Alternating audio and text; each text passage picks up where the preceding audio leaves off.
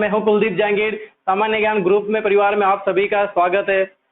जैसा कि दोस्तों अपनी बात चल रही थी, मनोविज्ञान की अपन बात कर रहे थे। पिछले वाली क्लास में आपने पढ़ा होगा, पिछले वाली क्लास में कैसा रहा अपना, जो भी आपके डाउट क्लियर हैं, आपके जो भी आपका मैटर है वो सब अपन रीड के सिलेबस से अकॉर्डिंग पढ़ाएंगे। उससे ज़्यादा भी सेकंड ग्रेड में, फर्स्ट ग्रेड में जो भी आपका सिलेबस है उसके अकॉर्डिंग अपनी क्लास चल रही है। दोस्तों पहचान तो लिया होगा आपने, मैं कुलदीप जहांगीर हूँ। थोड़े बाल ज़्यादा छोटे हो गए दोस्तों, है ना। अब दोस्तों क्या अपन इतने बड़े तो है नहीं जो एसी तो नहीं लगा सकते, तो गर्मी लग रही है ज़्यादा, बहुत ज़्यादा गर्मी हो रही है, तो अपन ने क्या करा, बाल छोटे करवा लिए। आप भी ऐसे बाल रखे करो। साइकोलॉजी क्या जब ज़्यादा समझ में आती है जब बाल छोटे होते हैं।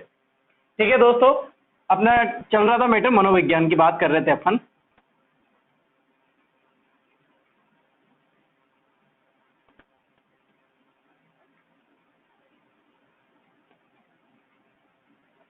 दोस्तों हमेशा एक बात हमेशा याद रखना लाइफ में कि अगर आपका सिलेक्शन होगा ना, तो उसके पीछे बहुत बड़ा रीजन रहेगा कि आपकी संवेगात्मक जो स्थिति है ना, जो आपके संवेग है वो स्थिर है, यानी कि आपको उन्होंने कंट्रोल किया हुआ है, तभी आपका सिलेक्शन होगा। देखो क्या होता है, सिलेक्शन में पढ़ना मैटर नहीं रखता।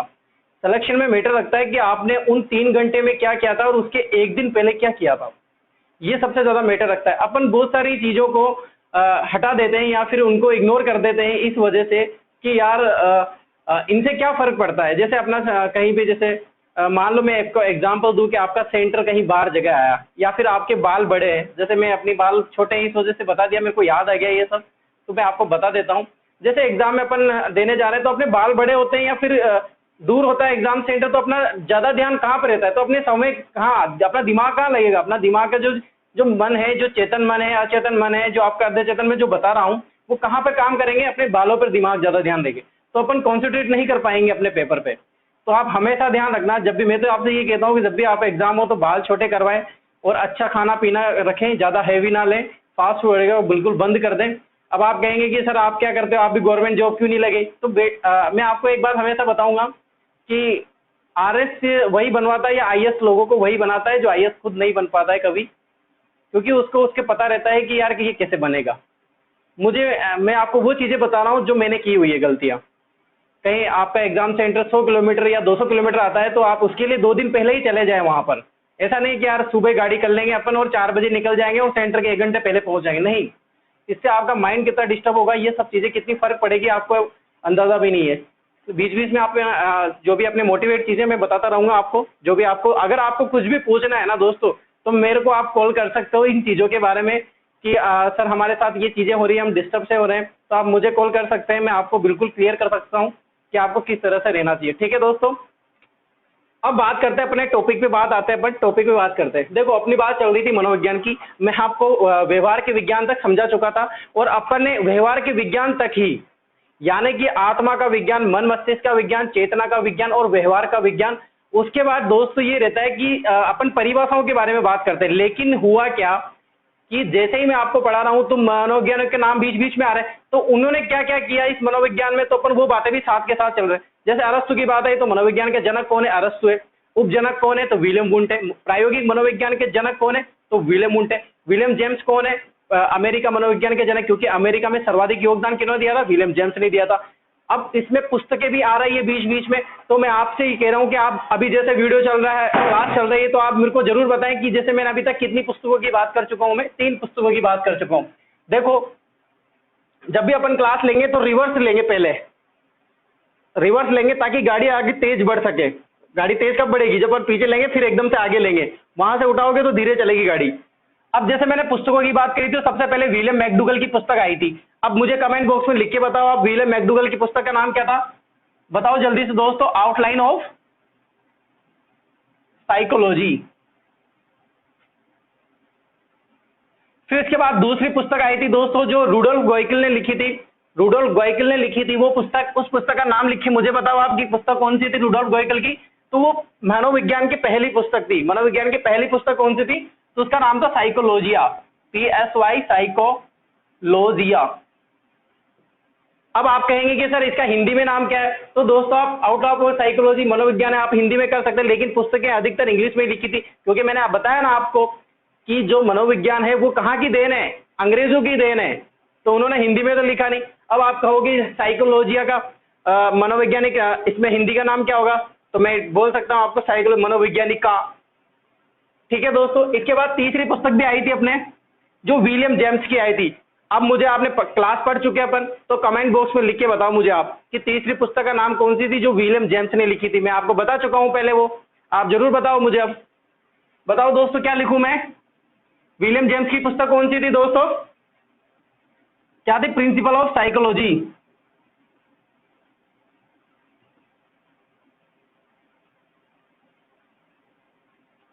ठीक है दोस्तों, ये पुस्तकें हैं जिनकी अपन अभी तक बात कर चुके हैं। आप लाइन से लाइन लिखते जाए, क्योंकि अभी तक एग्जाम में ऐसे क्वेश्चन भी आए हैं जो पुस्तकों के नाम पूछे। आपको पता होगा कॉम्पिटिटिव एग्जाम में लेखक के नाम, पुस्तक के नाम, इतिहासकार के नाम, ये सब चीजें पूछते हैं और आ सकता है, अपन इग्नोर नहीं कर सकते।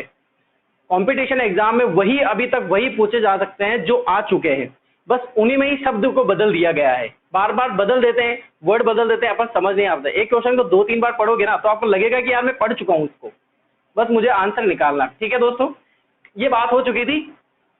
अब बात करते हैं अपन आगे की। इसके साथ ही में अपन इतिहास की बात भी कर रहे थे, मनोविज्ञान के इतिहास की बात कर रहे थे। अभी तक जो इतिहास है वो कंप्लीट हो चुका है। अभी अपन अब भारत की बात करते हैं। छोटा सा मैटर है, कहीं क्वेश्चन बन जाए, ज्यादा है नहीं। भारत में इतिहास की बात करते हैं, मनोविज्ञान का इतिहास क्या रहा था भारत में, उसकी बात अपन अभी करते हैं। इसी बोर्ड में अभी क्लियर हो जाएगा, एक ही क्लास लगेगी, ज्यादा है नहीं। ज्यादा से ज्यादा जनक का नाम पूछ लेता है और प्रयोग कहां पर और कौन से विश्वविद्यालय में कौन से सन में हुआ था, ये सब चीजें पूछ लेते हैं। तो वही चीज मैं लिखने वाला हूं। ठीक है दोस्तों, टॉपिक क्या रहेगा? भारत में मनोविज्ञान की उत्पत्ति। ये अपन टॉपिक डाल सकते हैं या बना सकते हैं। ठीक है दोस्तों, अब भारत में करते हैं बात अपन। अब देखो, भारत की बात आए तो मैं डायरेक्ट सन की बात करता हूं कि कब के सन की बात करते हैं? 1905 की। 1905 में बात करते हैं सब अपन। 1905 में यानी कि आधुनिक आ गया था। मैंने बताया ना, 1900 से बाद का आधुनिक है और 1900 से पहले का। तो क्वेश्चन अगर एग्जाम में यह आ जाता है कि उस टाइम कौन सा काल चल रहा था, तो आधुनिक काल चल रहा था, जब भारत में मनोविज्ञान का उत्पत्ति हुई या भारत में मनोविज्ञान की जो प्रथम पुस्तक है वो लॉन्च हुई, या फिर यहाँ पर कोई किसी को प्रोफेसर की नियुक्ति हुई यहाँ पर कि हाँ ये प्रोफेसर है जो मनोविज्ञान पढ़ाता है, ऐसा कुछ चीज। तो ये कब हुआ था? 1905 में। तो 1905 में ही एक विश्वविद्यालय था जो कहां पर है? कोलकाता विश्वविद्यालय। और कहां पर है? कोलकाता में। कोलकाता विश्वविद्यालय।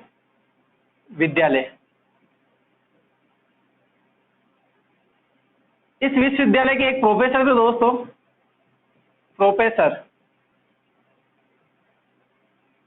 या प्रवक्ता भी बोल सकते हैं। एक प्रोफेसर और प्रवक्ता की नियुक्ति हुई यहां पर। कहां पर? कोलकाता विश्वविद्यालय में, जो कहां पर स्थित है? कोलकाता में। कब हुई थी दोस्तों? 1905 में। और उस प्रोफेसर का नाम था दोस्तों, क्या नाम था? आशुतोष मुखर्जी। डॉक्टर आशुतोष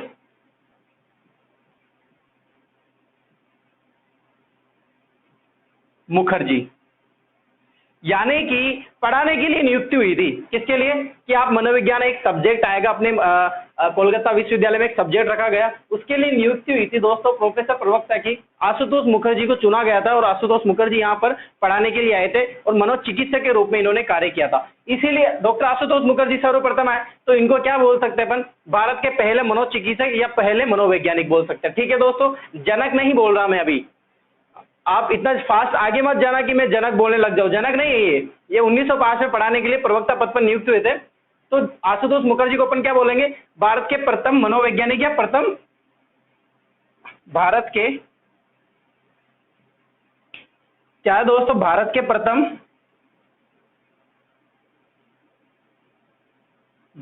प्रथम मनोवैज्ञानिक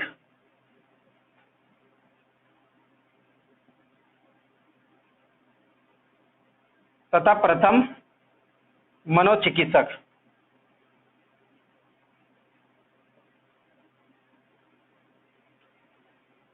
इतनी सी बात करेंगे दोस्तों अपन। भारत के इतिहास में इतनी सी बात होगी, जब जब आगे बात होगी तो अपन आगे भी बात करेंगे। अभी तक इतनी। कब की बात है दोस्तों? 1905 की बात है, याद रखना है। 1905 सन भी पूछ लेता है। कोलकाता विश्वविद्यालय की बात है, वहां पर प्रोफेसर या प्रवक्ता पद पर नियुक्ति हुई थी किसकी? डॉक्टर आशुतोष मुखर्जी पे, जो कौन थे? मनोचिकित्सक थे और मनोवैज्ञानिक थे। तो ये प्रथम मनोचिकित्सक हो जाएंगे।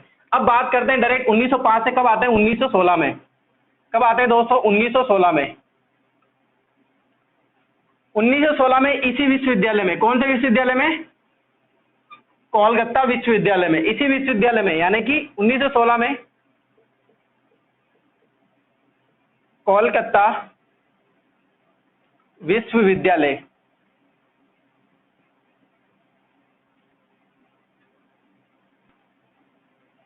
इसी विश्वविद्यालय में एक लैब का गठन हुआ, यानी कि अब लैब बन गई, पहले लैब नहीं थी, सिर्फ देख जैसे कुर्सी पे बैठ जाते होंगे आशुतोष मुखर्जी और बुक ले लेते होंगे मनोचिकित्सक और बच्चों को पढ़ाते होंगे, या फिर किसी के कोई प्रॉब्लम है कि सर मैं ऐसा सोचता हूँ, मैं ऐसे नेगेटिविटी विचार आते हैं, तो मेरी प्रॉब्लम क्या है, मेरे को नींद नहीं आती, ये सब चीजों को डिसाइड करते थे, ये सब चीजों को सुनते कौन थे, आशुतोष मुखर्जी। लेकिन प्रयोग नहीं करते थे, दवाइयों का कोई ये चीज नहीं हुआ, या फिर प्रयोग नहीं हुआ पाता, यानी कि लैब का गठन नहीं हुआ था। एक तरह से इतना से याद रखना है कि लैब का गठन नहीं हुआ था। तो लैब का गठन कब होगा, 1916 में। कौन से विश्वविद्यालय में, उसी विश्वविद्यालय में जहां पर प्रोफेसर की नियुक्ति थी। यहाँ पर क्या लिखेंगे अपन, कोलकाता विश्वविद्यालय में एक प्रायोगिक भारत की प्रथम प्रयोगशाला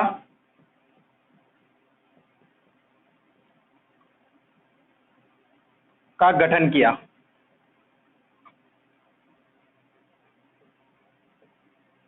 अब किसने किया दोस्तों, प्रयोगशाला किसने किया, तो उस टाइम के प्रोफेसर, कोलकाता विश्वविद्यालय में 1916 में प्रोफेसर थे, 1916 में प्रोफेसर थे, उनका नाम था दोस्तों डॉक्टर SNN सेन गुप्ता। क्या नाम था दोस्तों, SNN सेन गुप्ता। बहुत बार रीट में भी क्वेश्चन आया, ये कॉम्पिटिटिव एग्जाम में भी क्वेश्चन आया, जिसमें साइकोलॉजी आती है, पूछा जाता है कि SNN गुप्ता यानी कि प्रथम, यानी कि ये कौन थे दोस्तों, मनोवैज्ञानिक, भारत के मनोविज्ञान के जनक माने जाते हैं कौन, SNN गुप्ता। इनका पूरा नाम लिखूंगा तो नहीं, कभी एग्जाम में पूछेगा नहीं, ऐसे याद रख लेना, स्वामीनाथ, देखना सुनना दोस्तों, स्वामीनाथ नरेंद्र देव सेन गुप्ता। क्या नाम है, डॉक्टर स्वामीनाथ नरेंद्र सेन देव सेन गुप्ता, ये इसका पूरा नाम है। कभी पूछेगा नहीं, आपको याद क्या रखना है, SNN सेन गुप्ता। और इन्हीं के साथ एक और था, और उमा चौधरी, डॉक्टर उमा चौधरी। ठीक है दोस्तों, आप पहले इसको लिखो, एक मिनट।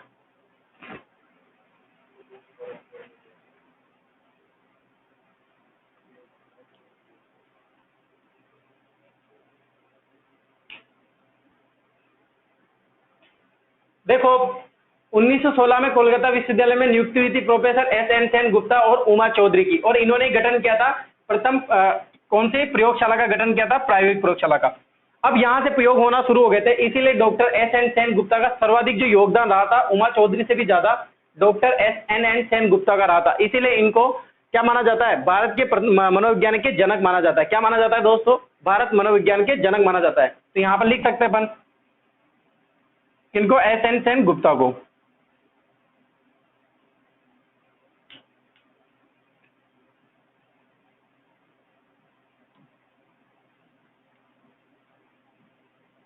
भारत के प्रथम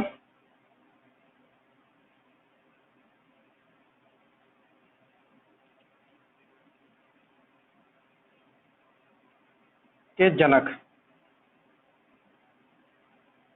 यानी कि भारतीय मनोविज्ञान के जनक किसे माना जाता है दोस्तों, SNN सेन गुप्ता को माना जाता है। अब दोस्तों शैक्षिक मनोविज्ञान, यानी कि शिक्षा पे भी सर्वाधिक योगदान रहा था। शिक्षा मनोचिकित्सा भी एक होती है, एक पार्ट है, जैसे बाल मनोविज्ञान होता है, एक मनोविज्ञान होता है जिसके बारे में अपन इतिहास पढ़ रहे हैं, ऐसे एक शिक्षा मनोविज्ञान भी होता है। तो शिक्षा मनोविज्ञान में सर्वाधिक योगदान भी किसका रहा था, SNN सेन गुप्ता का। जब अपन शिक्षा मनोविज्ञान पढ़ेंगे तो वहां पर भी अपन डिटेल से बात करेंगे भारत के लिए, तो वहां पर भी मैं आपसे पूछूंगा कि शिक्षा मनोविज्ञान के जनक कौन है, तो उनका आंसर क्या आएगा, SNN सेन गुप्ता। ये रही दोस्तों इसकी बात, भारत में इतिहास की बात, इतनी सी मैटर है। इसके बाद कोई मनोविज्ञान के बारे में जो अलग अलग चीजें वो जो जैसे जैसे आएगी मैं आपको जरूर बताऊंगा उधर, आप अब इसका स्क्रीनशॉट ले लो। ठीक है दोस्तों,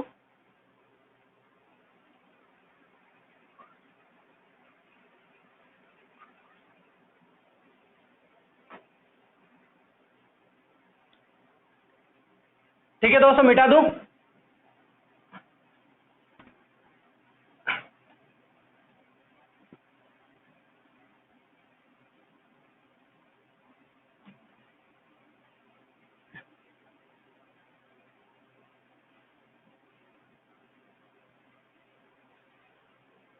तो दोस्तों ये हुई बात कहाँ तक की, अपने इतिहास की, यानी कि अब यहाँ से मनोविज्ञान का इतिहास खत्म हो चुका है। मैंने आपके भारतीय इतिहास के बारे में बात कर चुका हूँ, और जो इतिहास, जो मनोविज्ञान अलग हुआ दर्शन शास्त्र से, क्यों अलग हुआ, इसके कैसे कैसे विकास हुआ, आत्मा के बारे में बात कर ली अपन ने, मन मस्तिष्क के बारे में बात कर ली, इसके बाद अपन ने चेतना के बारे में बात कर ली, और छोटी छोटी जानकारी मैंने आपको बता दी कि इनके वर्ड का मतलब क्या होता है, ये सब चीजें अपन ने बता दी। अगर इसमें आपको कोई कंफ्यूज नजर आता है तो आप इसके बारे में मुझसे पूछ सकते हैं कमेंट बॉक्स में डाल के, ठीक है दोस्तों।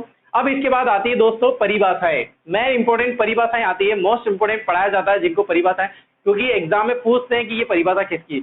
आप कोई सा भी एग्जाम उठा के देख लीजिए, रीट का हो, एसटीसी का हो, पीटीटी का हो, या फिर फर्स्ट ग्रेड का हो या सेकंड ग्रेड का हो, ये जिन जिनमें साइकोलॉजी आती है उनमें 1, 2 या 3 क्वेश्चन ऐसे आते हैं जिनमें परिभाषाएं पूछी जाती है। तो अपन परिभाषाओं को इग्नोर नहीं कर सकते। मैं आपको अभी कह सकता हूं कि आपको लगभग 100, 200, 300 भी हो सकती है, इतनी परिभाषाएं मैं बताऊंगा आपको, और आपको सभी याद करनी है। याद आराम से हो जाएगी, जैसे जैसे आप एक परिभाषाओं को 10 बार पढ़ोगे तो अपने आप याद हो जाएगी, दिमाग में आ जाएगा, सेट हो जाएगा। बताना है कैसे याद करना है, ठीक है दोस्तों। अब देखते हैं परिभाषाओं के बारे में। अपन बात करेंगे परिभाषाओं की।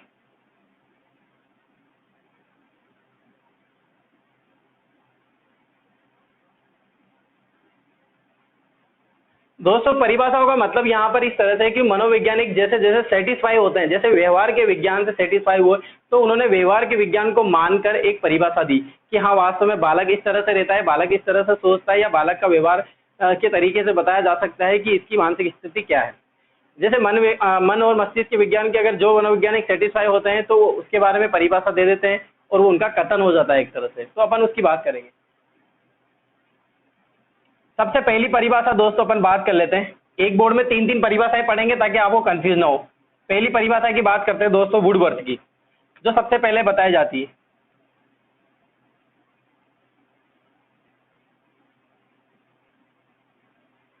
दोस्तों परिभाषाओं में ऐसा रहेगा, मैं इस तरह से लिखाऊंगा क्योंकि अपनी क्लास ये इतनी बड़ी तो है नहीं, बोर्ड पे पढ़ा रहे हैं, तो आपको एक वर्ड बताऊंगा मैं आपको कि ये परिभाषाओं में वर्ड आएगा ही आएगा, तो वही वर्ड लिखेंगे, वो बाकी मैं बोल दूंगा। तो आपको वो वर्ड याद रखना है, वो वर्ड अगर एग्जाम में आ जाता है तो वो परिभाषा हो जाएगी कि इसकी है, ठीक है दोस्तों।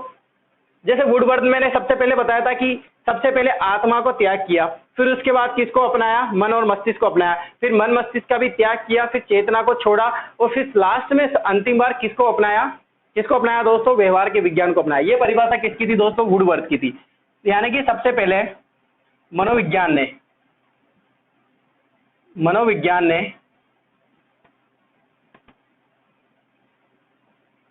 सबसे पहले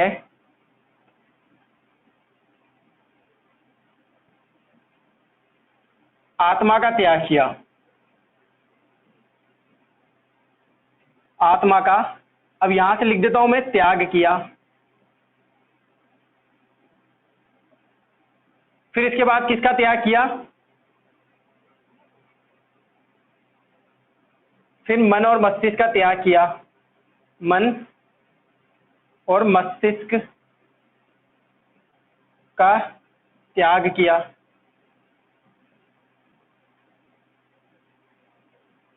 फिर इसके बाद चेतना को छोड़ा।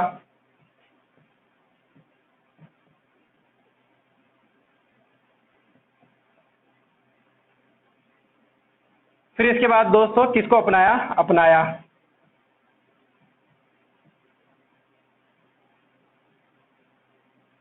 व्यवहार के विज्ञान को।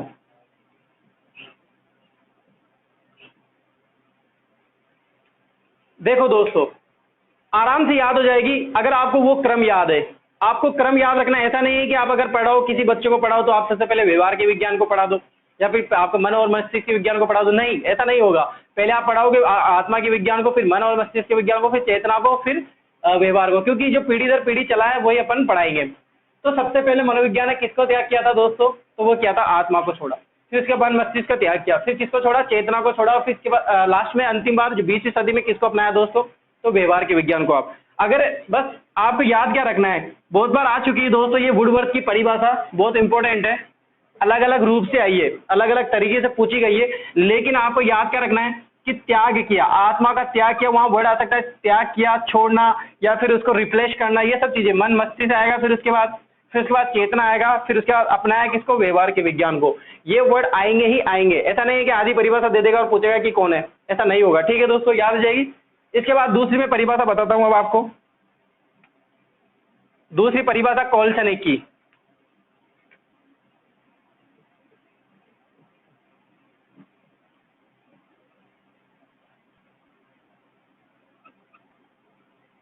अब देखो दोस्तों, मैंने यहाँ पर एक नाम लिखा है मनोवैज्ञानिक का, मनोचिकित्सक का, जिसका नाम है कोलसनिक। अब मैं आपसे बार बार कह रहा हूं ना कि अपन सब चीजें साथ लेके चलेंगे। जैसे ही मैंने कोलसनिक नाम लिया तो आपको याद हो जाना चाहिए कि पहले की क्लास में कोलसनिक का नाम आया था तो उसने क्या कहा था। बताओ मुझे कमेंट बॉक्स में लिख के कि कोलसनिक का नाम कहां पर आया था। मैंने आपको जनक पढ़ाए थे, जनक में आपको कोलसनिक का नाम जरूर सुना होगा। इसके अनुसार जो है मनोविज्ञान के जनक कौन है, प्लेटो है। क्यों है, क्योंकि इनका कहना था कि अरस्तु से पहले प्लेटो है और प्लेटो के ही टाइम पर ये दर्शन शास्त्र से अलग हो चुका था। तो उनका मत ये था कि कोलसनिक का मत ये था कि जो मनोविज्ञान के जनक होंगे वो प्लेटो होंगे। तो कोलसनिक का नाम भी वही पढ़ा होगा आपने। अब कोलसनिक क्या है, व्यवहार के विज्ञान से सेटिस्फाई थे, तो इन्होंने परिभाषा क्या दी, मनोवैज्ञानिक व्यवहार का विज्ञान है। क्या दी दोस्तों, कोलसनिक के अनुसार मनोविज्ञान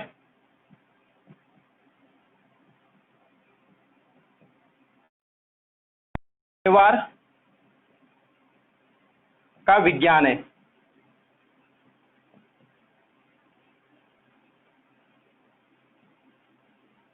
किनके अनुसार दोस्तों, कोलसनिक के अनुसार। अब आपको ये लाइन याद रखना नहीं मानना है कि मनोविज्ञान व्यवहार का विज्ञान है, मनोविज्ञान व्यवहार का विज्ञान है, मनोविज्ञान व्यवहार का विज्ञान है, इस तरह से याद नहीं करनी चाहिए। आपको क्या याद रखना है, कोलसनिक, और इधर याद रखना है व्यवहार। अगर व्यवहार का विज्ञान पूछ रहे हैं तो किसकी परिभाषा है दोस्तों, ये कोलसनिक की परिभाषा है। ठीक है दोस्तों, याद हो जाएगा। आपको करेक्ट क्या करना है, ठीक है दोस्तों, तो ये बात हुई अपनी कोलसनिक को। आपको याद क्या रखना है, वर्ड याद रखना है, ऐसे याद नहीं करना मनोविज्ञान व्यवहार का विज्ञान है, मनोविज्ञान व्यवहार का विज्ञान है, ये तो रटना हो जाएगा। व्यवहार का जहां आ जाए वहां कोलसनिक है। ठीक है दोस्तों, अब तीसरी परिभाषा की बात करते हैं। अब एरिक, तीसरी परिभाषा किसकी आएगी, एरिक या फिर इरिक भी आता है ये नाम, इरिक वाटसन।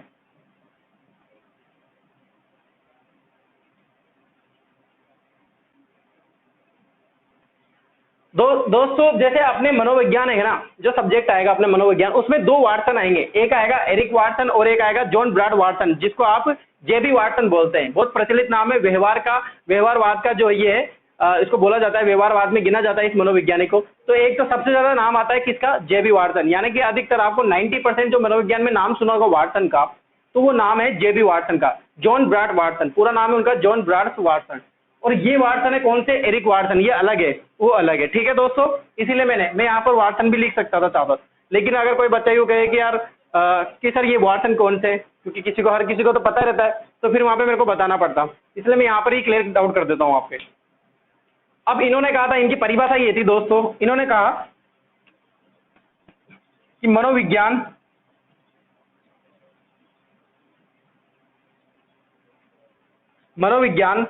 व्यवहार का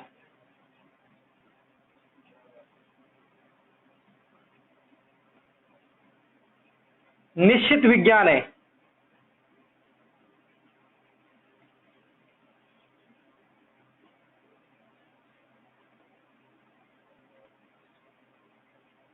क्या कहा दोस्तों इन्होंने कहा कि मनोविज्ञान व्यवहार का निश्चित विज्ञान है। इन्होंने तो कहा व्यवहार का विज्ञान है, नॉर्मली बोल दिया, और कंफर्म बोला कि हाँ निश्चित पक्का ही ये व्यवहार का विज्ञान है। बालक का जो व्यवहार रहता है उसके अनुसार अपन बता सकते हैं कि इसका व्यवहार कैसा रहेगा या फिर ये कैसा बालक रहेगा।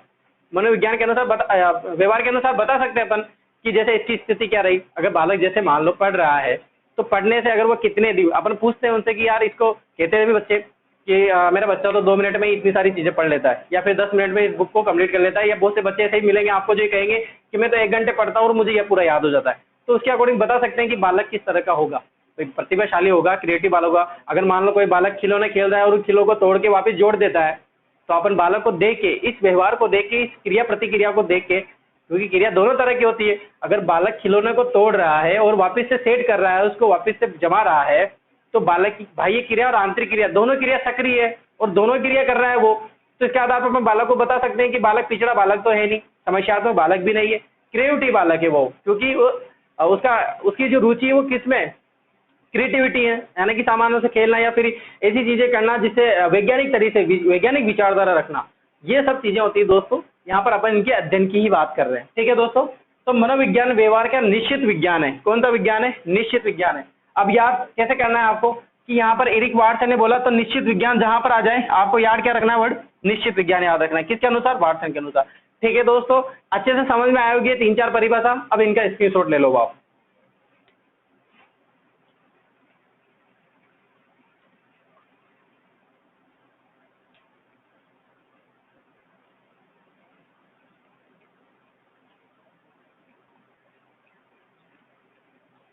मिटा दो दोस्तों। अब बात करते हैं और परिभाषाओं की। 10-12 परिभाषा तो लिखाऊंगा मैं आपको कम से कम भी, क्योंकि ये मैटर बड़ा है, ज्यादा नहीं आएगी वैसे फिर आगे। हर एक टॉपिक में 5-5 परिभाषाएं, 4-4 परिभाषाएं आती रहती है। ठीक है दोस्तों, अब देखो अपन इसकी बात करते हैं। वाटसन की बात हो चुकी है। अब वाटसन के बाद अपन बात करते हैं बड़े वाटसन की, जो अपन ने साइकोलॉजी में सबसे ज्यादा पढ़ेंगे। तो जॉन ब्राड, जेबी वाटसन 4th नंबर की होगी शायद। क्या नाम है? जेबी वाटसन। जेबी वाटसन, पूरा नाम लिख देता हूं यहां पे, जॉन ब्राड वाटसन, ये इनका पूरा नाम है। अब इनके अनुसार परिभाषा क्या थी? देखो इधर, इनके अनुसार परिभाषा थी जेबी वाटसन के अनुसार कि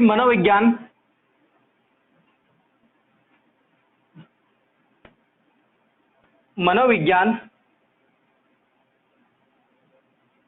व्यवहार का कौन सा शुद्ध बोल सकते हैं आप। आपको कहीं पे धनात्मक मिल जाए, धनात्मक, या फिर धनात्मक ही बोलेंगे, शुद्ध धनात्मक, सकारात्मक विज्ञान है।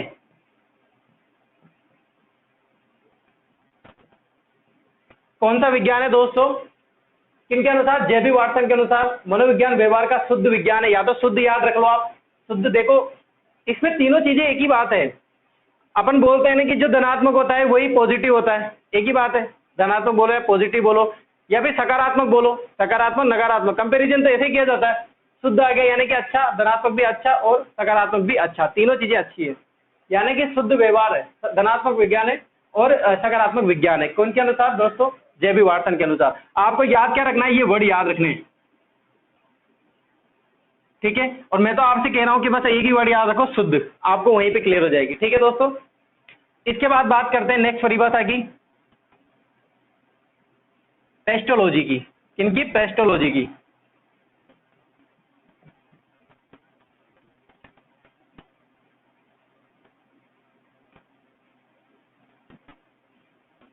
इनका नाम भी पहले आ चुका था, जब मैंने मन और मस्तिष्क पढ़ाया था वहां पर भी नाम लिया था।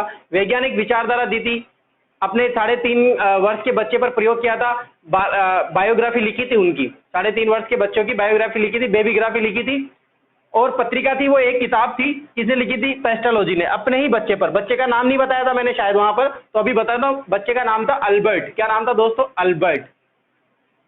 वैज्ञानिक विचारधारा दी थी वो, बेबीग्राफी लिखी इन्होंने, पेस्टोलॉजी ने। और मैंने ये भी बताया था कि ये कहाँ के निवासी थे। अब मुझे आप कमेंट बॉक्स में लिखकर बताओ कि पेस्टोलॉजी कहाँ के निवासी थे। पोम्पोलॉजी थे इटली के, तो कोई इटली नहीं लिखेगा पहले तो। ठीक है दोस्तों, पेस्टोलॉजी कहाँ के निवासी थे मुझे कमेंट बॉक्स में लिख के बताओ आप। पेस्टोलॉजी की बात करें तो इन्होंने कहा था, देखो पोम्पोलॉजी, पेस्टोलॉजी का नाम कहां पर आया था? मन और मस्तिष्क में। तो ये परिभाषा भी कैसे देंगे? मन और मस्तिष्क की जैसी, यानी कि मनोविज्ञान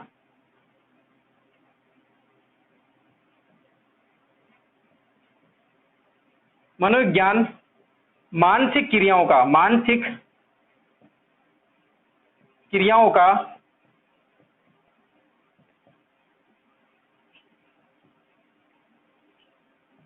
विज्ञान है।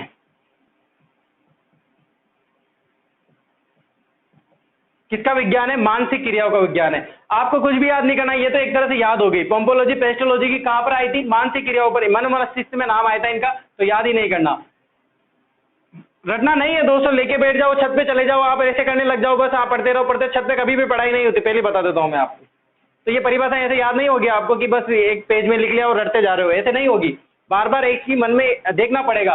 देखो हर एक परिभाषा में कोई ना कोई रीजन जरूर है। वाटसन का नाम कहाँ पर आया था? व्यवहार में आया था। तो ये व्यवहार के लिए परिभाषा लिखेंगे। व्यवहार को अच्छा माना इसलिए शुद्ध बता दिया इन्होंने। मानसिक क्रियाओं का विज्ञान इसलिए आया क्योंकि पेस्टोलॉजी का नाम कहाँ पर आया था? मन और मस्तिष्क में आया था, इसे इन्होंने मानसिक क्रियाओं का विज्ञान बता दिया। ठीक है दोस्तों, इसके बाद बात करते हैं अपन 6 नंबर की परिभाषा अपनी आएगी विलियम मैकडूगल की। William McDougall.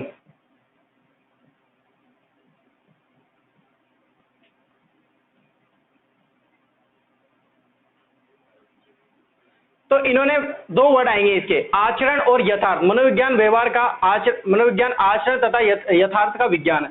किनके अनुसार दोस्तों? मैकडूगल के अनुसार। देखो मैकडूगल का नाम है ना संवेगों में गिना जाता है, यानी संवेगों के लिए सबसे ज्यादा नाम किसका आता है? मैकडूगल का आता है। अपन संवेग पढ़ेंगे तब भी पढ़ेंगे अपन यहाँ पर। यानी कि जो आचरण रहता है, जैसा बालक जो आचरण करता है, यानी कि उसका तरीका रहता है कार्य करने का, वो जैसे कैसा रहता है, अच्छा रहता है, बुरा दिखता है, या फिर वो किसी के प्रति कैसा व्यवहार कर रहा है, ये सब किसने बताई थी दोस्तों? मैकडूगल ने। अगर जैसे मान लो किसी बात में, छोटी छोटी बातों में गुस्सा हो जाता है, तो ये एक बच्चे का आचरण ही तो है। कैसे गिनोगे आप आचरण? बच्चा कैसे रहता है? कहीं जैसे किसी से समस्या करता रहता है बार बार, तो समस्यात्मक बालक। आचरण कैसा? अपन वही बता देंगे कि इसका आचरण ये तो इस तरह के आचरण वाला बालक है। ठीक है दोस्तों, ये बात किसने कही? विलियम मैकडूगल ने। तो 2 वर्ड आएंगे यहाँ पर। कौन कितने वर्ड आएंगे? 2। मनोविज्ञान आचरण और यथार्थ का विज्ञान है। यथार्थ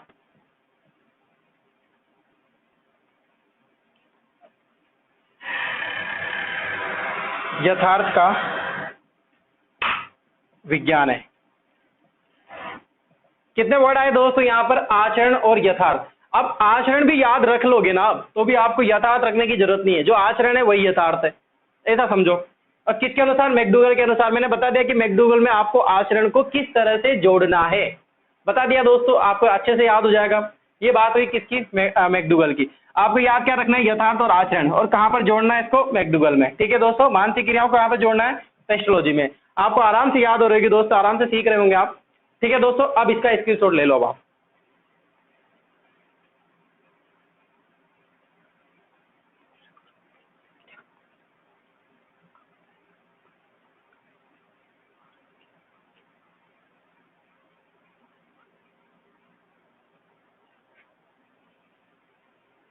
मिटा दूं दोस्तों?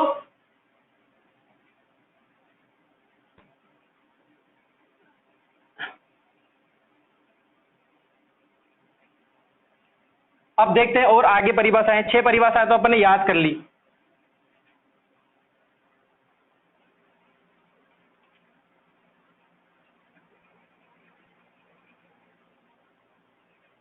देखो अब 6 परिभाषा के बाद आती है 7वीं परिभाषा।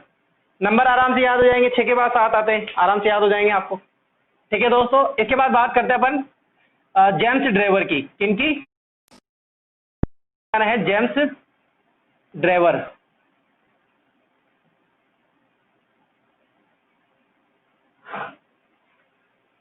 अब इन्होंने क्या कहा था? इन्होंने कहा मनोविज्ञान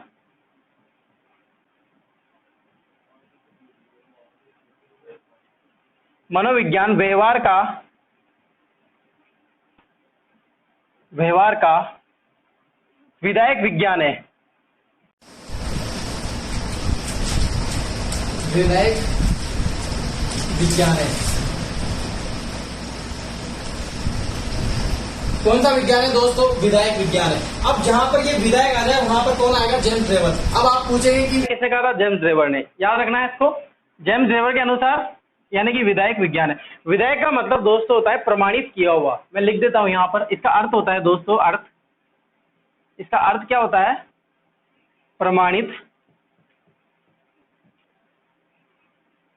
किया हुआ।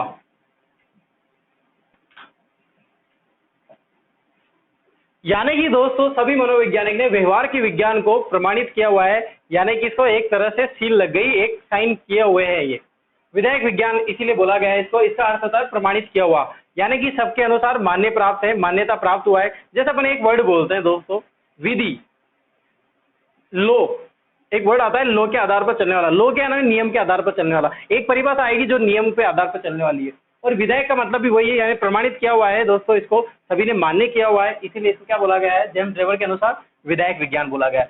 अब एक परिभाषा इसके रिलेटेड होगी, वो बोल दी। विधायक के अनुसार यहाँ पे क्या आ जाएगा, नियामक आ जाएगा। ये किसकी परिभाषा थी दोस्तों, पिल्सबरी व लुम्सडीन की।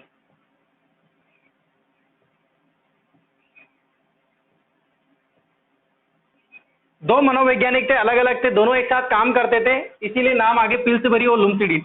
आपको कहीं बुक में या कहीं पर आपको लुम्सडीन और पिल्सबरी की दो अलग अलग परिभाषाएं भी मिलेगी, लेकिन इतना इंपॉर्टेंट नहीं है। जो इंपॉर्टेंट है वो मैं लिखा रहा हूँ। लुम्सडीन और पिल्सबरी की एक ही परिभाषा है जो मैं एक साथ लिखा देता हूँ। ठीक है दोस्तों, आपको पहले भी नाम सुना होगा लुम्सडीन और पिल्सबरी का, याद करो दोस्तों, जब मैंने आपको जनक पढ़ाए थे तो वहां पर भी इनका नाम आया था। इनके अनुसार, लुम्सडीन और पिल्सबरी के अनुसार मनोविज्ञान के जो जनक है वो कौन है दोस्तों, अरस्तु है। इनके अनुसार अरस्तु थे, और कोलसेनिक के अनुसार कौन थे, प्लेटो है। ठीक है दोस्तों, क्लियर है।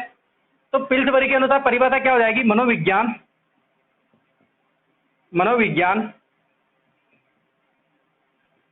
व्यवहार का नियामक विज्ञान है। कौन सा विज्ञान है, नियामक विज्ञान है।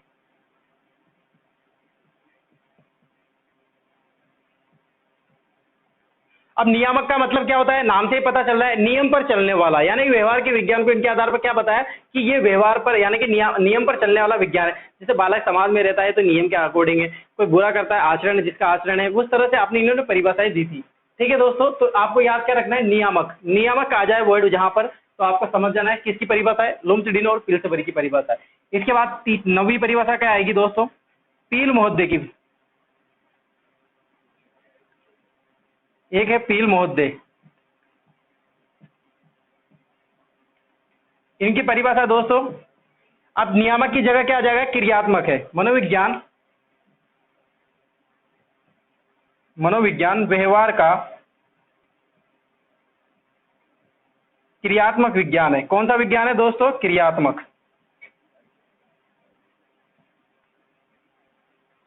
ठीक है दोस्तों, देखो मैंने 3 परिभाषाएं बताई आपको, तीनों परिभाषा एक रिलेटेड है। विधायक आ जाए तो कौन है, जेम्स ड्रेवर। द से याद रखना, ड्रेवर, द और ये द याद रखो, विधायक ड्रेवर, देखो एक ही वर्ड लगते हैं, विधायक ड्रेवर। और इसके बाद आता है दोस्तों नियामक विज्ञान है, किसके अनुसार, पिल्सबरी और लुम्सडीन के अनुसार। नियामक याद रखना है, नियम पर चलने वाला। पील महोदय के अनुसार क्रियात्मक है, यानी कि क्रिया, जो बालक क्रियाएं करता है, आंतरिक क्रिया, बाह्य क्रिया, उसके आधार पर इन्होंने व्यवहार के विज्ञान को माना है। तो परिभाषाएं दी है पील महोदय ने, मनोविज्ञान व्यवहार का क्रियात्मक विज्ञान है। ठीक है दोस्तों, अब आप इसका स्क्रीनशॉट ले लो, फिर 3 परिभाषाएं और है उनको लिखा देंगे।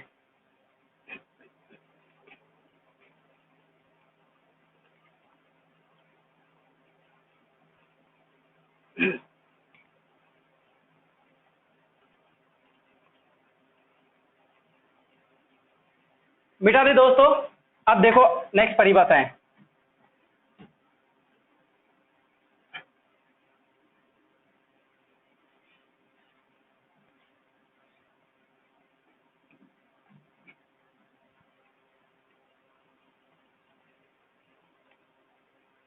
देखो इधर। अब बात करते हैं अपन नेक्स्ट परिभाषा की, नंबर आप डाल लेना। नेक्स्ट परिभाषा की बात करते हैं, कौन से मनोविज्ञान की, क्रो एंड क्रो की। क्रो एंड क्रो, ये दोनों अलग अलग व्यक्ति हैं दोस्तों, आपको नाम मिल जाएंगे आराम से, बुक में आप देखोगे। क्रो एंड क्रो दोनों अलग अलग मनोवैज्ञानिक है। ठीक है दोस्तों, क्रो एंड क्रो के अनुसार इनमें भी 2 लाइन आएगी। देखो मनोविज्ञान, इनके अनुसार क्या था, मनोविज्ञान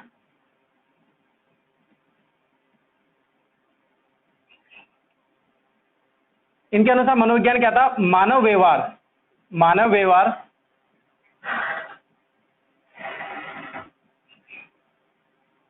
तथा मानव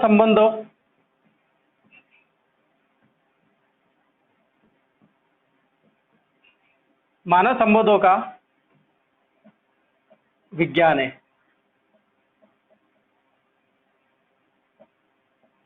किनके अनुसार दोस्तों, क्रो एंड क्रो के अनुसार। अब याद क्या रखना है आपको, क्रो एंड क्रो आ जाए यानी कि मानव व्यवहार आ जाए, मानव संबंध आ जाए। देखो इसकी मैं बता देता हूं कैसे याद रखना है। देखो क्रो एंड क्रो क्या है, एक इंसान है, मानव है, तो इनके आगे क्या आ रहा है, आपको क्या आ रहा है, मानव और इधर मानव, यानी कि दो मानव, ये कौन से दो मानव, ये दो मानव और ये दो मानव। याद रह जाएगा आप, क्रो एंड क्रो कितने मानव थे, दो मानव थे। यानी मानव व्यवहार और मानव संबंधों की परिभाषा किसने दी थी दोस्तों, तो ये आएगा क्रो एंड क्रो ने। ठीक है दोस्तों, अब बात करते हैं दोस्तों नेक्स्ट परिभाषा की, तो वो है मॉर्गन की। इनके अनुसार परिभाषा ये है कि मनोविज्ञान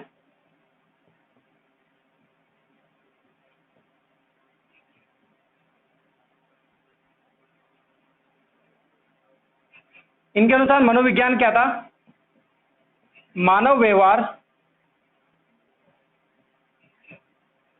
तथा दूसरा आएगा पशु व्यवहार।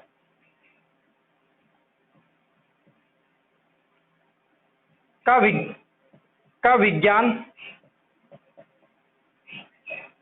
है या का अध्ययन करता है, का अध्ययन करता है। देखो दोस्तों, आराम से समझ में आया होगा, मैंने पहले दो मानव की बात करी और इधर कितने मानव थे, दो मानव थे। अब मैं यहां पर आपसे बोल रहा हूं कि एक तो आया मानव और एक आया पशु। मैंने आपको पहले स्टार्टिंग क्लास में भी बताया था आपको कि जो मनोविज्ञान है वो मानव व्यवहार का भी विज्ञान है और पशु व्यवहार का भी विज्ञान है, लेकिन शिक्षा मनोविज्ञान जो है वो केवल मानव विज्ञान का ही व्यवहार है। क्यों है, क्योंकि पशुओं को, जानवरों को, पक्षियों को शिक्षा नहीं दी जा सकती, इसीलिए शिक्षा मनोविज्ञान नहीं है, पशु विज्ञान। ठीक है दोस्तों, लेकिन इसी की इसको ही सेटिस्फाई माना है और इसीलिए परिभाषा बनाई है किसने, मॉर्गन ने। और मॉर्गन ने बोल दिया कि मानव व्यवहार और पशु व्यवहार है। अब याद कैसे करना है, दो मानव हो जाए और दो क्रो हो जाए, यानी कि ये मानव और ये मानव। ठीक है दोस्तों, ये तो याद होगा। अब इसको कैसे याद करना है, देखो एक मानव आ जाए यानी कि मॉर्गन, आपको मां से क्या याद रखना है, मानव। ठीक है, मां से क्या रखना है, मानव। और यहां पर देखो आप पढ़ोगे इसको मॉर्गन, तो आपको एक वर्ड निकल के आ रहा होगा, मोर, मॉर्गन, मोर। और मोर क्या है दोस्तों, एक पक्षी है, यानी कि पक्षी है, तो ये इससे रिलेटेड हो जाएगा, पशु से। किससे रिलेटेड हो जाएगा दोस्तों, पशु से रिलेटेड हो जाएगा। और आपको आराम से याद हो जाएगी, मॉर्गन के अनुसार मानव और पशु का विज्ञान है। ठीक है दोस्तों, क्लियर है। पशु का कैसे याद रखना है, मॉर्गन मैंने बताया, मॉर्गन पढ़ोगे तो आपको मोर नजर आएगा, और मोर क्या है, एक पक्षी है।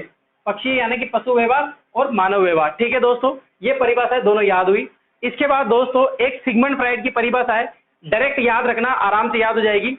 सिगमंड फ्राइड की, किसकी, सिगमंड फ्राइड की। क्या नाम है, सिगमंड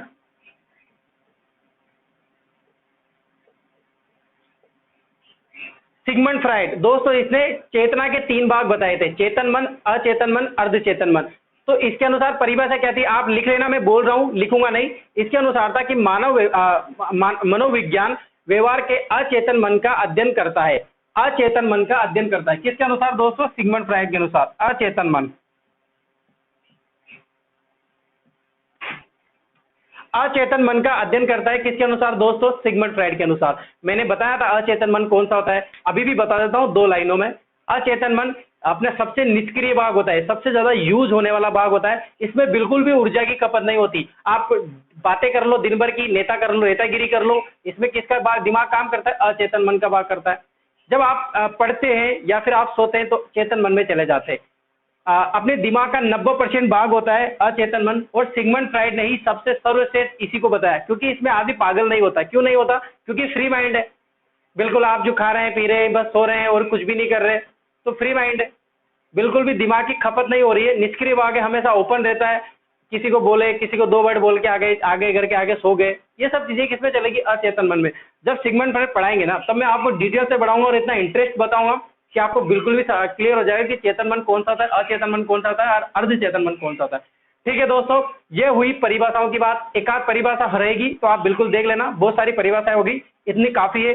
अगर एग्जाम में आएगी तो इन परिभाषाओं से बाहर बिल्कुल भी नहीं जाएगा। ठीक है दोस्तों, आज की क्लास यहीं पर खत्म करता हूं, और नेक्स्ट जो क्लास रहेगी अपनी उसमें अपन नए टॉपिक के साथ पढ़ेंगे। मुझे कमेंट बॉक्स में लिख के बता देना कि आप शिक्षा मनोविज्ञान भी पढ़ना चाहते हैं या फिर डायरेक्ट अपन पहली यूनिट बाल मनोविज्ञान शुरू करें। ठीक है दोस्तों, कमेंट बॉक्स में आप मुझे आप जरूर बताना, ताकि मैं नेक्स्ट क्लास में आगे उसी हिसाब से पढ़ाऊं। ठीक है दोस्तों, सभी का धन्यवाद, थैंक यू सो मच।